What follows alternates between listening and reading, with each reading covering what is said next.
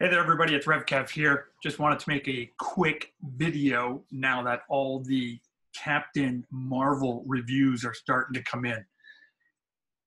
And this is fun for me because here's the reality that all of us live by an ideology. We all do. Whether we can actually define that ideology or not doesn't matter. We all have one. We all live out of a kind of core set of beliefs and convictions and things like that.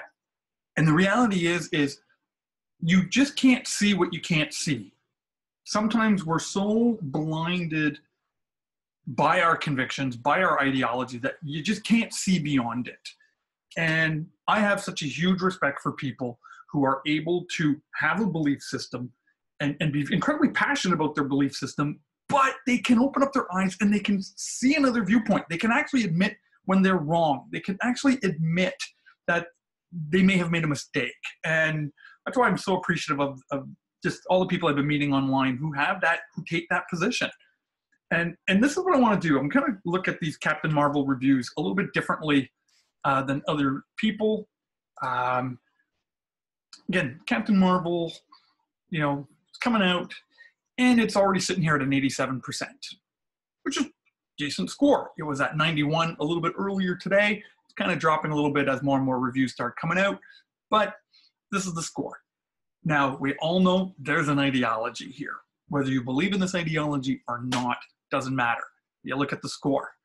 And when you go through the reviews and you read the detail of the reviews, they're not so much talking about the quality of the film, but they're talking about the ideology behind the film. They're giving positive scores based on ideology, not on actual content of the movie. It's driven by their ideology. See, and you can't see this. You can't see what you can't see. You don't know what you don't know. So I'm going to explore a different ideology. I want to explore probably my ideology, kind of the way I believe, the way the world works, and a little bit kind of the way I think. So I want to look at the way Rotten Tomato and the way the critics review movies outside of their ideology. So let's look at all the Christian movies, okay? I'm a Christian, I believe in it, and I follow it, and honestly, not a big fan of Christian movies, and I'll explain in a moment why, but let's just look at how the reviews change based on ideology, okay? So look at a movie like Courageous. Cute movie, was a fun movie, had a lot of laughs in it, good family value. Look at the score. Look at the score here, okay? And again, the critique of it isn't so much about the quality of the movie, the quality of the acting, it's about the ideology. Yeah, it's still it's still a preaching to the choir movie. It's not talking about the quality of it, it's just talking about ideology. But the audience who liked it, now let's be honest, the people who reviewed this are probably not, non-Christians. Probably Christians, they liked the movie. It had a decent score. It was entertaining for them, showing there's a market for this kind of movie with this type of market, even with this ideology. But the review isn't on the quality of the movie. It's on the ideology. Same thing with Case for Christ. This was actually a good movie. Again, not a great movie based on the book. I watched it recently on Netflix. Just told a really interesting story about an atheist and his conversion to Christianity. Wasn't preachy. It wasn't over the top. Good quality movie. Again, the score, 54%. And again, when you get into the topics here, it's, Case for Christ, pretty slow going, tedious rather than offensive. Well, at least there's that, right? It's decently active, sentimental, cranked up, and clear. It's clearly, and I love this. See, it's clearly intended as a teaching text. It's like they're reviewing it. They don't like the ideology. They don't like the message behind it, so they give it a bad score, right? And you can just see this again and again and again and again and again in all these different things. Risen, another movie, beautiful film, costume, set, music. Not the most interesting of stories, so it got a little bit of a lower of a audience score. But again, bad review. And again, when you go through and you read these reviews, it's basing it on the ideology. It's basing it on the idea behind the movie, not the movie itself. And I think the best example of this, in my opinion, is the movie Passion of the Christ. The Passion of the Christ, regardless of what you believe, was a brilliant movie. It was gorgeous. The fact that Mel Gibson and the actors were able to take a film and completely do it in a dead language, to do it in Aramaic with subtitles, and just the brutality of it, and the film production that went into this, and the the interaction with Satan, and like, this was a beautiful, crazy movie. And the fact that the Academy Awards wouldn't allow it to be nominated for Best Director and Best Picture because they had to classify it as a foreign film because of the language it was in. Written by an American, directed by an American, starring an American, foreign film because of the language, right? But again, look at the score on here, 49%. Okay, and again, you get into the details of it, and it's talking about the ideology behind it. We talk about the ideology, and see, and this is why this Captain Marvel debate is so interesting to me. It's because you just can't see what you can't see. You can't see what you can't see, and we become so entrenched in the message that we want this movie to tell that we have to give it the review based on that ideology. So this is going to be a very curious couple of days to see how this score plays out. I'm going to assume it will drop a little bit more, but it's going to stay high. It's going to stay high because this ideology, this message, is the message of the day and age we live in. This one isn't.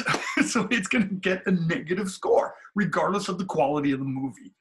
And again, this is why I'm so appreciative of the men and the women of different backgrounds, different ethnicity groups, and everything like that, who can open their eyes and try to learn something new, see something in a way that you've never seen it before. That is so important in this day and age. Don't get stuck. Don't put yourself into a rut. We have to learn, challenge ourselves. That's why I watch stuff from people who think radically different than me, who believe radically different than me, because I don't want to just have these blinders on. I want to see the larger world. And I think we can grow so much more when we do that.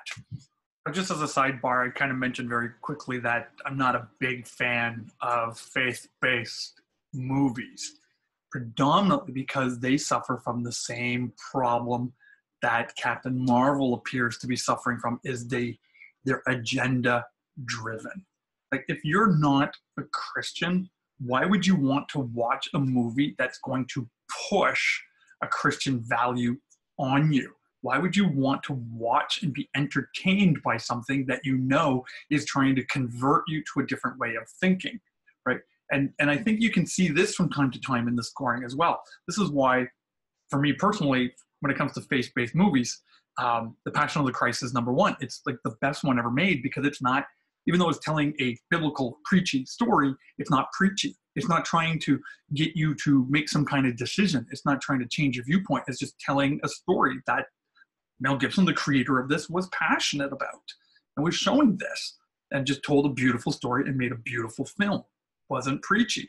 But sadly, most Christian films don't do that. They suffer from the whole idea of having to push this cheesy, over the top, you need Jesus, and watch this person surrender their life to Jesus, and here's how you could do it too. And it feels bait and switchy. It's like you go in to be entertained and you're shoved some kind of ideology on you, and that shows. And I think we're just as guilty of doing what Captain Marvel is doing, of pushing a viewpoint, and it reflects in the scores. It reflects in what people want to see. And this is why I'm a big believer in leave this stuff out of your movies. Leave it out for my people and your people. Just leave it out and make some good quality entertainment that, can teach us a little bit about the world. Like, I love seeing different movies about different faiths and different beliefs, and I love learning about different cultures around the world. But then I don't want that viewpoint pushed on me. I don't want it, to feel guilty because I don't hold that same position as these other groups hold, right? Like, I loved, Brad Pitt, 7 Year in Tibet. Love that movie. Beautiful film. Didn't feel preached to at all in that, even though it was radically a different viewpoint than what I would hold personally. you can do it in a way that makes good, entertaining movies. And we shouldn't have to see these horrible scores in the reviewing, right? Review the movie, don't review the ideology behind the movie.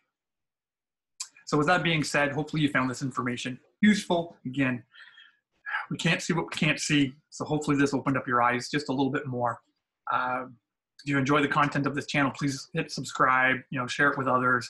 I'm still new at this, I'm still learning, but having lots of fun and meeting some amazing people who believe very different than me, and I love you for it. So just want to keep the conversation going. Love to hear your comments put your comments below, and we'll talk to you soon, all right? Take care.